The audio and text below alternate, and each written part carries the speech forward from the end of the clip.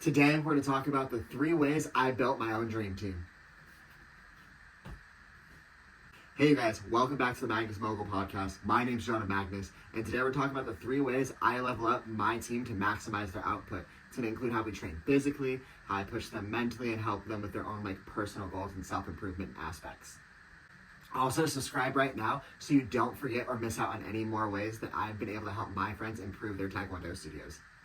So, the first way I train my team is with our physical trainings. We do trainings in the studio around every 4 to 6 weeks, as well as I also offer an opportunity for them to opt into our gym memberships. Our gym memberships, we partnered up with a gym around the area, and they're able to give us a really good deal on being able to allow our team to train there, and it gives them access to different gyms in the county. And it's been super helpful for any personal physical fitness goals they have. And I either go in with them and walk them through a bunch of different trainings and everything like that, as well as I also offer all the videos and resources that I've used since high school to learn about fitness and working out in a gym and how to be the most successful with it, so they can kind of pick and choose their own path. And lastly, I even offer that I'll just write their entire training plan for them based on their goals. With training in the studio, of course, we push their own martial arts. We push their own abilities with their kicks, their stances, their own forms, teaching them new forms, and then we develop different teaching drills in that environment where they're teaching each other and helping role play different scenarios. That way we level up their communication while they're teaching, while also leveling up their own personal forms.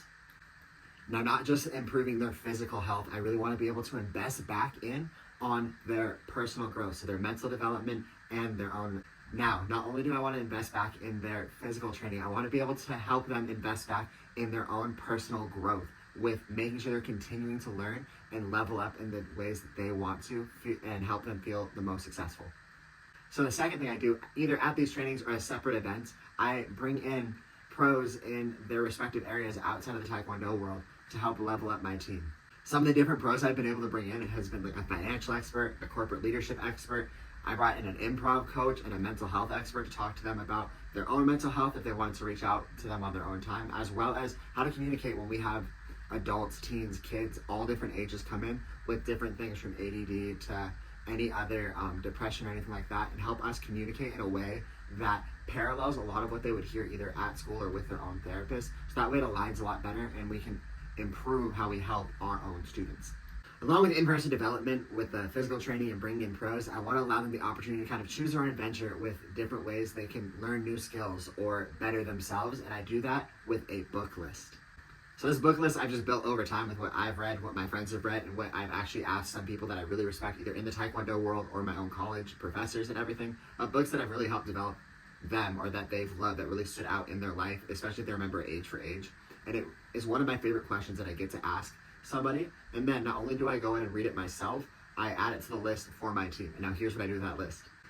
The whole point of the list is allowing my staff the opportunity to go in, read the book, and they present it at one of our meetings. They just let me know that they've read it, and then I give them the floor to talk about it for 5 to 10 minutes, whatever time frame they want to talk about it.